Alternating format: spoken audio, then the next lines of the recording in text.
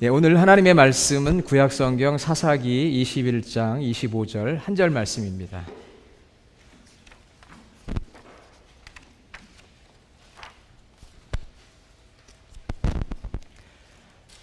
구약성경 사사기 21장 25절 402페이지입니다. 자, 한 절 우리 큰 소리로 읽도록 하겠습니다. 그때에 이스라엘에 왕이 없으므로 사람이 각기 자기의 소견에 옳은 대로 행하였더라. 아멘. 할렐루야. 여러분도 한번 오른손 드시고 아멘 해주세요. 할렐루야. 사순절 넷째 주일을 맞이했습니다. 우리 기독교 신앙은 여러 가지로 설명할 수가 있는데 그 중에 하나가 우리 기독교 신앙은 주인을 교체하는 것이다. 주인을 바꾸는 거예요. 내가 내 삶의 주인이 아니고 하나님께서 내 삶의 주인이 되는 것. 이것이 기독교 신앙이고 크리스천의 삶입니다. 그래서 그 하나님을 내 삶의 주인으로 영접하고 그 하나님을 사랑하고 신뢰하고 순종하고 그 하나님을 소망하는 삶, 이것이 크리스천의 삶인 줄로 믿습니다. 세상의 많은 종교나 철학들은 이렇게 이야기합니다. 내 삶의 주인은 나다. 그렇기 때문에 내가 내 삶을 지배할 수 있는 유능한 사람이 되어야 한다. 훌륭한 주인이 되어야 한다. 그렇게 이야기합니다. 그러나 우리 기독교 신앙은 차원이 달라요. 내가 내 삶의 주인이 되어서 훌륭한 주인이 되자가 아니고 하나님, 전능하시고 완전하신 하나님을 내 삶의 주인으로 모시자 하는 것이 기독교 신앙입니다. 제가 목회를 할 때 전에 가끔 성도님들이 저한테 이렇게 얘기해요. 목사님, 소신껏 목회를 하십시오. 제가 밀어드리겠습니다. 너무 밀어서 문제죠. 목사님 소신껏 하세요. 제가 밀어드릴게요. 많이 밀어주시기 바랍니다. 벼랑에서 밀지 마시고요. 많이 밀어주세요. 듣기에 참 좋아요. 소신대로, 내가 가지고 있는 비전대로, 내가 가지고 있는 신념대로, 내가 생각해서 옳은 대로 그렇게 하라는 요구니까 기분이 좋습니다. 그러나 목회를 한 해, 두 해 해가면서 제 마음속에 드는 생각은 목회는 내 소신대로 하는 게 아니다. 목회는 하나님의 부르심대로 하는 것이고 하나님의 뜻대로 하는 것이다. 할렐루야. 우리 신앙생활도 마찬가지예요. 내 소신대로, 내 신념대로, 내 생각대로 하는 게 아니고 하나님의 뜻대로 하는 것입니다. 하나님의 부르심대로, 하나님이 주신 은사대로. 그것이 우리 신앙생활이고 목회생활이에요. 각자가 자기 의견이 있습니다. 그래서 자기 의견을 고집하고 굽히지 않고 주장할 때가 있습니다. 좋을 때도 있어요. 그러나 그것이 맞서게 되면, 서로 자기 주장이 맞서게 되면은 항상 갈등이 있고 싸움이 있어요. 여러분, 가정에서도 부부간에 서로 자기 의견을 굽히지 않고 주장하고 고집하게 되면 그 가정이 편안할 날이 있습니까? 없습니까? 친구들 사이도 마찬가지고요. 교회 공동체도 마찬가지입니다. 내 의견에 옳은 대로라고 자꾸 주장하기 시작하면은 상대방 의견에 귀를 기울이지 못하고 굽힐 줄 모르면 결국 그 공동체가 불행한데, 더 무서운 것은 하나님의 뜻이 무엇인지를 알지 못하고 자기 의견을 주장하는 것입니다. 자, 오늘 우리가 읽었던 사사기 21장 25절 다시 한번 한 절을 우리가 큰 소리로 한번 읽어볼게요. 그때에 이스라엘에 왕이 없으므로 사람이 각기 자기의 소견에 옳은 대로 행하였더라. 여러분, 이 한 절 말씀이 사사기의 결론의 말씀이에요. 지난 주간에 사사기 여러분 읽으셨습니까? 읽으신 분은 손을 내리시기 바랍니다. 다 읽으셨네요. 혹시 못 읽으신 분이 있으면 이번 주간에 밀린 것도 좀 읽어보시면 좋을 것 같아요. 자, 그때에 이스라엘에 왕이 없으므로 사람이 각기 자기의 소견에 옳은 대로 행하였더라. 자기가 보기에 좋은 대로, 자기가 보기 좋은 대로 행하였더라. 어떻게 됐습니까? 결론은 영적인 암흑기를 보냈어요. 깜깜합니다. 사사기 21장부터 앞으로 5장, 17장부터 21장에 보면은 이스라엘의 가정과 이스라엘의 사회와 국가가 무질서와 혼돈을 보여줘요. 자, 여러분 성경 17장 6절을 한번 보시면 좋겠습니다. 17장 6절 392페이지 같이 읽어볼게요. 그때에는 이스라엘에 왕이 없었으므로 사람마다 자기 소견에 옳은 대로 행하였더라. 자, 18장 1절을 같이 읽겠습니다. 그때에 이스라엘에 왕이 없었고, 여기까지만요. 이스라엘에 왕이 없었고. 자, 19장 1절 이스라엘에 왕이 없을 때에, 없을 그때에. 그리고 19장 24절을 한번 보겠습니다. 19장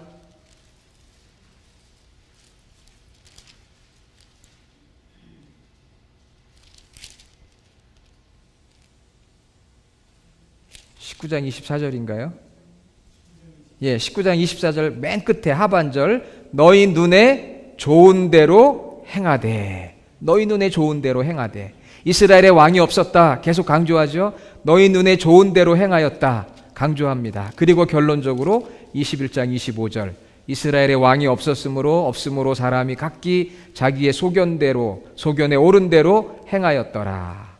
계속 강조하는 게 무엇입니까? 하나님께서 우리에게 이스라엘에 왕이 없었다. 이스라엘에 왕이 없었다는 것은 두 가지 의미가 있어요. 첫째는 진짜 이스라엘에 왕이 없었습니다. 이스라엘 12지파를 통합할 수 있는 리더십을 가진 왕이 당시에 없었어요. 그래서 개인마다 12지파들이 서로가 옳다고 주장하다 보니까 분열이 오고 갈등이 오고 영적으로 도덕적으로 타락하게 되었습니다. 왕이 없었기 때문에, 실제적으로 왕이 없었기 때문에 자기 소견대로 각각 행하였어요. 그래서 문제가 된 것입니다. 그러나 사사기 시대를 마치고 이제 여러분들이 사무엘상하, 열왕기상하를 읽어보면은 왕이 등장을 해요. 사울 왕이 등장하고 이스라엘 여러 왕들이 등장하지만 왕들이 있었다고 이스라엘의 문제가 없었을까요? 아닙니다. 오히려 더 큰 문제들이 등장해요. 왜? 그 왕이 하나님을 공경하지 않고 불순종하게 되니까 왕의 영향력이 더 이스라엘 백성들에게 크게 미쳐서 더 불신과 불순종이 커져가는 걸 보게 됩니다. 그렇기 때문에 이 말씀의 진정한 의미를 알아야 돼요. 진정한 의미는 숨겨져 있는데 그 의미는 무엇이냐 하면은 이스라엘의 하나님이 왕이신데 인정하지 않음으로 자기 마음대로 행하였다. 두 번째 의미가 더 강한 의미예요. 다시 말하면 이스라엘에 왕이 없었던 게 아닙니다. 실제로 하나님이 왕이시거든요. 하나님이 왕이신데 그 하나님을 왕으로 인정하지 않고 자기 마음대로 행하였다. 그래서 눈에 보이는 대로 진리를 놓치고 살아가게 되었기 때문에 결국 자기 자신이 다 왕이 됐다는 거예요. 누가 왕이 됐다고요? 하나님이 왕이신데 자기가 왕이 됐다는 것입니다. 각자가, 각 지파들이 각자가 다 왕이 된 거예요. 그래서 자기 소견에 옳은 대로 행했습니다. 사사기 17장에는 미가라고 하는 사람의 한 가정이 자기들이 왕이 됨으로 타락한 모습, 18장에는 단지파라고 하는 12지파의 한 지파가 왕이 됨으로 자기 마음대로 행합니다. 19장부터 21장까지 보니까 역시 한 나라가 전체적으로 혼란 속에, 타락 속에 빠져가요. 이것은 육신적인 왕이 없었기 때문이 아니라 하나님이 왕이심에도 불구하고 저들이 하나님을 왕으로 인정하지 않고 순종하지 않았기 때문에 벌어진 참혹한 비극적인 결과였어요. 하나님의 왕되심, 영어로 하면 kingship, 하나님의 이 왕권, 주권, 하나님의 왕되심을 인정하지 않고 누가 왕이 됐다고요? 각자가 왕이 됐고 자기가 속해 있는 가정이 왕이 되고 자기 지파가 왕이 된 거예요. 절대적 기준이 없습니다. 그러니까 자기가 왕이 된 거예요. 자기가 왕이 되니까 불행했어요. 자기가 왕이 됐다는 게 뭘까요? 오늘 이 사사기 17장부터 21장까지 5장을 제가 이번 주간에 여러 번 읽어봤어요. 자기가 왕이 됐다는 게 뭘까? 그것은 첫째로는 자기 감정의 지배를 받는다는 것입니다. 내가 왕이 된다는 것은 내 감정의 지배를 받는 거예요. 자기 감정의 지배를 받습니다. 특별히 부정적인 감정의 지배를 받는 거예요. 그래서 이 17장부터 내용을 쭉 읽어보면은 미움의 감정이 나오고요, 분노의 감정이 지배를 합니다. 개인도, 가정도, 국가도. 그래서 쉽게 화를 내고 사람을 죽이기도 하고 끔찍한 행동을 해요. 사사기 19장에 보면은 요즘 뉴스에나 나올 만한 토막 살인 사건이 나옵니다. 12토막으로 사람의 시체를 나누어 12지파에 다 보내는 일이 있어요. 그것을 통해 다른 사람의 감정을 자극해가지고 종족 간의 전쟁이 벌어집니다. 수없이 많은 사람들이 죽어요. 사람은 감정으로 인해서 성공하기도 하고 실패하기도 해요. 여러분, 사랑의 감정으로 가정을 잘 다스리면 그 가정이 얼마나 행복해요. 사랑의 감정으로 우리가 믿음 생활을 하면 얼마나 성도들 간에 행복합니까? 그런데 부정적인 감정이 나를 지배하게 될 때, 그 부정적인 감정이 내 삶을 지배하는 왕이 될 때에 결국 그 삶은 실패하고 마는 거예요. 가정도 실패하고 사업도 실패합니다. 한국에서 꽤 존경받고 목회를 성공적으로 마치시고 소천하신 한 분 목사님의 간증입니다. 그분이 젊을 때는요, 혈기가 넘쳤대요. 그래가지고 예배 시간에 조는 교인을 보지를 못했답니다. 참지를 못하는 거예요. 우리 교회는 조시는 분이 한 분도 없으신 것 같아요. 설교를 잘해서 그런 건지 아니면 여러분들이 훌륭해서 그런 건지, 여러분이 훌륭해서 그렇겠죠. 조는 교인이 없어요. 그런데 그 목사님이 젊을 때 목회를 하는데 조는 교인이 있는데 특별히 성가대석에서 조는 거예요. 성가대석에서 졸면은 다른 사람들이 다 보잖아요. 그러면서 자꾸 쳐다보고 수근수근 거리거든요. 그러니까 예배 분위기 망치는 거거든요. 그래가지고 어느 날 이 목사님이 설교를 하는데 그날도 역시 아니나 다를까 그 성도님이 성가대석에서 열심히 졸아요. 여러분, 졸 때도 어떻게 졸라고 그랬죠? 긍정적으로 졸아야 됩니다. 머리를 끄덕끄덕 해야지 되죠. 어떤 분은 머리를 이쪽으로 이거는 부정적인 졸음이거든요. 그러니까 여러분이 조시고 싶은 생각이 들 때는 끄덕끄덕 예 그러면서 목사님 말씀이 맞지요. 그리고 이렇게 고개를 수그리면서 조시기를 바랍니다. 그래가지고 목사님 화가 난 거예요. 그래가지고 어떻게 했는지 아세요? 이 성경책을 갖다가 던져버렸어요. 그냥 성경책을 갖다가 그냥 성가대석으로 확 던져버린 거예요. 그리고 나서 목회를 했을까요? 못했을까요? 목회를 어떻게 해요? 네? 성가대석에서 조는 교인을 향해 성경책을 던져버렸으니 그리고 나서 어떻게 목회를 해요? 그래서 이 목사님이 그 교회를 사임하게 됐습니다. 자진 사임한 거예요. 문제가 더 크게 불거지기 전에. 그리고 나서는요, 기도원에 들어가서 6개월 동안을 기도를 했습니다. 하나님, 제 이 마음의 감정을 다스려 주십시오. 제 혈기대로는 안 됩니다. 하나님, 제 마음의 이 감정을 다스려 주세요. 그리고 6개월을 기도하고 교회를 개척을 했어요. 그 교회가 제가 이름은 되지 않겠지만 한국에 아주 존경받는 큰 교회가 됐고요. 그분이 많은 후배들에게 좋은 영향력을 끼치시다가 하나님의 부르심을 받았어요. 감정을 다스리고 나니까 행복한 거예요. 여러분, 아직까지도 감정을 다스리지 못하고 집에서 혹은 교회에서 문제를 일으키시는 분 있습니까? 내가 왕이 된다는 것은요, 내 감정이 나를 지배하는 거예요. 최초의 살인자 가인이 질투의 감정 때문에 동생 아벨을 죽이지 않았습니까? 미움과 시기와 질투, 불평, 분노의 감정이 나를 지배해서 그 감정이 나의 왕이 되어버리면 그 사람의 삶은 불행해지고 그 사람이 있는 공동체는 실패할 수밖에 없습니다. 두 번째로는 자기 욕심이 나를 지배하는 거예요. 자기의 유익만을 챙기는 욕심, 거기에는 진리도 관심이 없습니다. 선한 것이 무엇인지, 다른 사람의 유익이 무엇인지 관심이 없어요. 또 눈앞의 유익만을 봅니다. 사사기 17장에 보면 미가라는 사람이 나오는데요, 그 미가와 그의 어머니가 우상을 숭배해요. 이런 신상을 만들어 놓습니다. 왜 만들어 놓느냐? 17장 5절에 보면 복받기 원해서 그래요. 복을 받으려고 하는 그 욕심 때문에 우상을 숭배합니다. 종교적인 형식만 있어요. 성막에서 봉사해야 될 레위 족속 청년이 미가의 가정의 개인 제사장이 됩니다.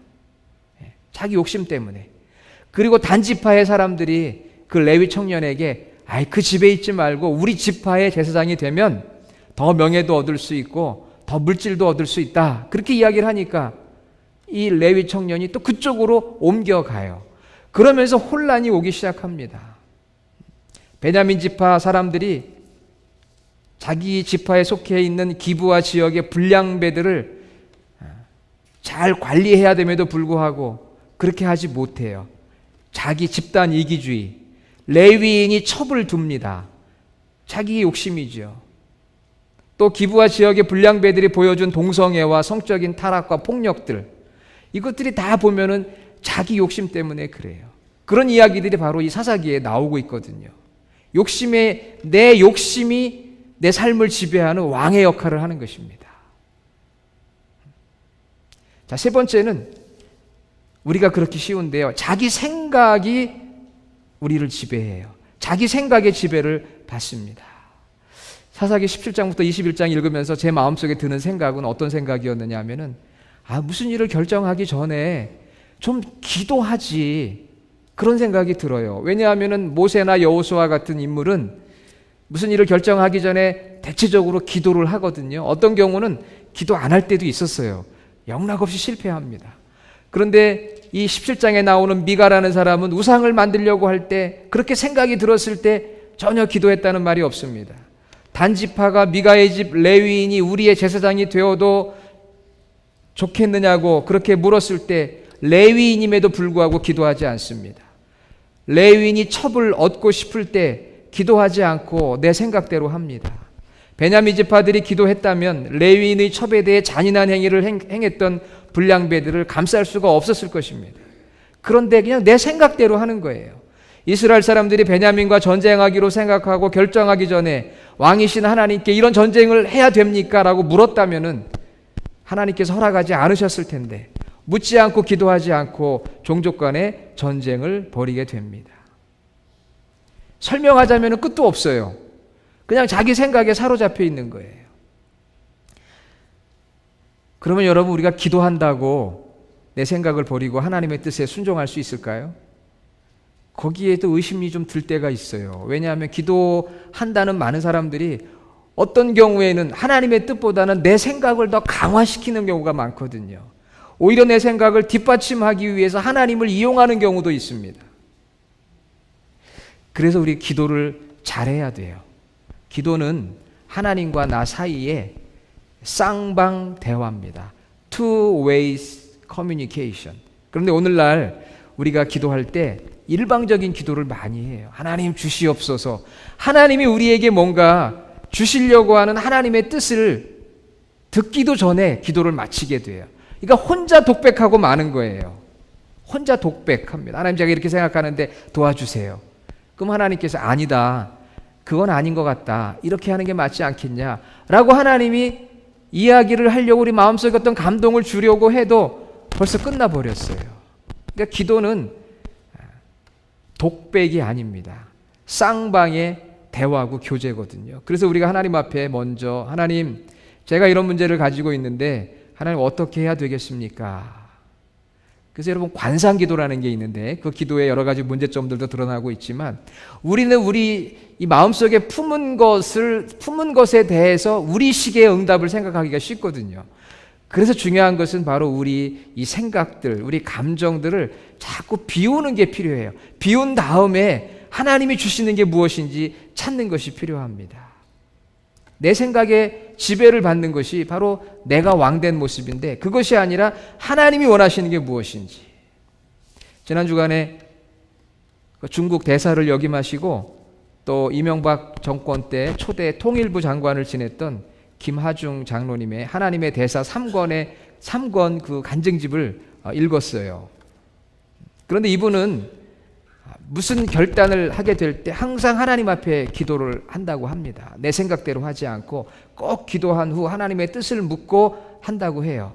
그런데 그 중에 제가 감동이 되는 간증이 하나 있었어요. 그것은 무엇이냐면은 2010년 2월 26일 날, 당시 이명박 대통령 정부 출범 2주년을 맞이해서 2년 동안 그 정부에서 장관이나 차관을 한 사람들을 전부 청와대에 초청을 했다고 합니다. 이 김하중 장로님도 초대 통일부 장관을 역임했기 때문에 당연히 가야 되는 자리예요.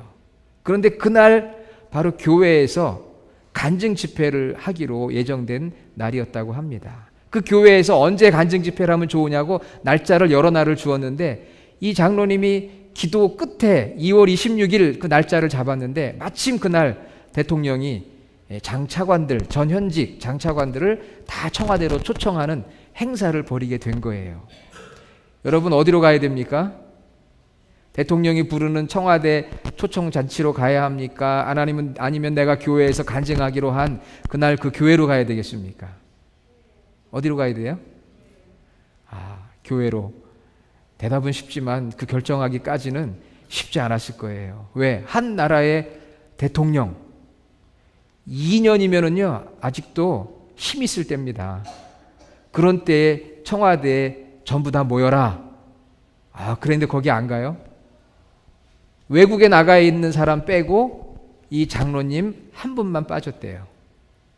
그만큼 대통령이 오라고 하면 아파도 가는 거예요. 그만큼 대통령은 얼마나 힘 있는 자리입니까? 권세가 있는 자리입니까? 그런데 이 장로님이 하나님 앞에 기도했대요.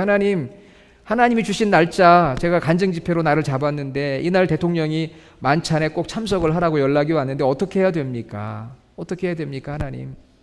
그렇게 기도를 하는데 하나님께서 그 마음속에 교회에 가서 간증하라고 하는 마음의 확신을 주시더래요.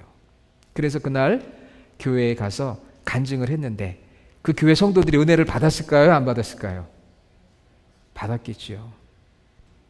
오늘 대통령이 초청하는 만찬 자리도 거부하고 여러분 앞에 섰습니다. 그 한마디면은 거기에 모인 성도들이 그냥 은혜를 받는 거예요. 그래서 그날 서울 목동에 있는 어느 교회였는데 간증 집회를 하면서 많은 사람들이 은혜를 받고 그 교회에 나가는 장관이 있었대요. 당시에 그 교회에 나가는 장관이 있었는데 그 장관은 만찬을 다 마치고 부지런히 그 교회 예배에 참석을 했는데 간증이 다 끝냈답니다. 어쩔 수 없었겠죠. 그러나 이 김하중 이 장로님은 대통령, 물론 조선시대 왕은 아니지만 대통령이 초대한 자리를 사양하기 어려웠지만 더 높으신 나의 왕, 하나님이 초청하신 그 자리, 하나님의 일을 위해서 그렇게 했다고 하는 것이지요. 사랑하는 여러분, 왜 이스라엘 백성들이 하나님을 왕으로 삼지 않고 자기 자신이 왕이 되어 살아갔을까요? 그 이유는 가나안 족속들 때문이었습니다. 그곳에 남아있던 이방 족속들 때문에 그랬어요. 사사기 1장 28절에 보면 하나님께서 다 쫓아내라고 했던 가나안 족속을 쫓아내지 못한 기록이 나와 있습니다. 그들과 교제했어요. 그들이 섬기는 우상을 섬기기 시작했습니다. 그러다 보니 하나님을 잃어버리고 하나님의 법을 잊고 자기 소견대로 행하게 됩니다. 하나님에 대한 믿음과 열정이 부족했던 거예요. 가나안 땅의 사람들이 섬긴 우상은요, 특징이 3가지예요. 순간의 풍요와 쾌락을 누리게 하는 것이고, 높은 윤리적 기준이 없는 육신의 타락한 본성을 자극하는 것이고, 쉽게 어디서나 다가갈 수 있었습니다. 순간의 풍요와 쾌락을 누리게 하는 것이고, 높은 윤리적인 기준이 없고 육신의 타락한 본성을 자극하는 것이고, 쉽게 어디서나 다가갈 수 있는 것들이었어요. 그러다 보니까 하나님을 요구하는 게 많으세요. 율법을 요구하잖아요. 높은 윤리적 기준을 요구하는데, 그러다 보니까 가나안 사람들이 섬기는 우상을 섬기기 시작합니다. 그리고는 결국 가나안 우상들이 주목하는 것은 인간이거든요. 인간의 본성, 인간의 타락한 본성을 만족시켜주는 거거든요. 우리 신앙은 하나님을 바라보는 거잖아요. 결국 그들의 영향을 받아서 이제 자기의 타락한 이 자기 자신이, 감정이, 또 욕심이, 생각이 자기를 다스리게 되었던 것입니다. 그것이 결국 이스라엘 백성들의 실패였어요. 이스라엘에 왕이 없었으므로 사람이 각각 자기의 소견대로, 옳은 대로 행하였더라. 여러분, 오늘은 어떻습니까? 오늘도 사사시대예요. 새로운 사사시대입니다.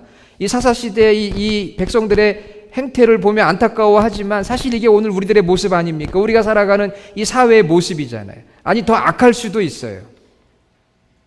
우리에게는 분명한 기록된 성경의 지침이 있고 매주 이렇게 예배를 드리고 또 많은 예배당들이 있음에도 불구하고 우리 그리스도인들이 하나님의 뜻을 잘 알지 못하고 여전히 내 삶의 주인이 되어 살아가는 안타까운 모습을 보게 됩니다. 사랑하는 여러분, 오늘 설교 제목이 무엇입니까? 누가 왕인가? 누가 내 삶의 진정한 왕인가? 여러분, 우리 자신이 아닙니다.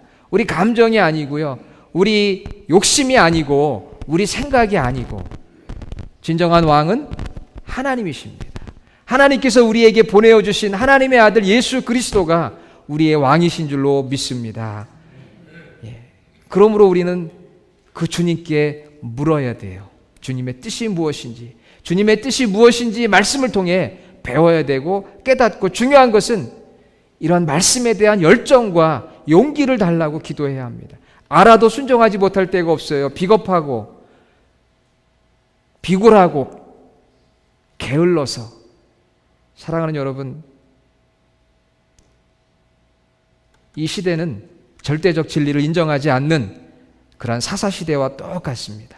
그런 가운데 우리 주님의 교회 성도들은 내 삶의 왕이 바로 우리 주님이다. 내가 주님의 뜻대로 순종하며 살아가야 되겠다. 주님의 말씀이 이렇게 있는데 내가 이 말씀을 읽을 뿐만 아니라 이 말씀에 순종할 수 있는 용기와 담대함과 믿음과 열정을 주님 허락해 주십시오. 성령님, 육체의 소욕을 거스리고 성령님의 소욕을 따르는 성령 충만한 성도가 되게 해 주십시오. 그때 여러분 우리 삶 가운데 기쁨이 있고요. 화합이 있어요. 가정에도 화합이 있고 교회에도 화합이 있고요. 그것이 이 세상에 선한 영향력을 끼치게 되어 있습니다. 사순절 넷째 주일을 맞이하는 오늘 우리 주님의 교회 모든 성도들의 주인은 누구십니까? 하나님이세요. 예수님이세요. 성령님이세요. 내가 주인이 아니에요. 기독교 신앙은 주인을 교체하는 거예요. 내가 좋은 주인이 되는 것이 아니고 하나님의 주인됨을, 킹십을 인정하고 살아가는 것입니다. 우리 교회 모든 성도들이 주님의 왕되심을 인정하고 살아가시는 귀한 성도들의 삶이 되기를 주님의 이름으로 축원합니다. 기도하겠습니다. 아버지 하나님, 감사합니다. 내가 내 삶의 주인 되었음을 고백하고 회개합니다. 내 감정대로, 내 욕심대로, 내 생각대로 살지 않게 하시고 주님의 인도하심을 따라 살아갈 수 있는 저희들이 되도록 우리가 말씀에 집중하게 하시고 기도하는 가운데 주님의 뜻을 알게 하시고 주의 성도들이 주님의 뜻으로 권면하고 격려하는 아름다운 축복이 있게 하여 주시옵소서. 예수님의 이름으로 기도드립니다. 아멘.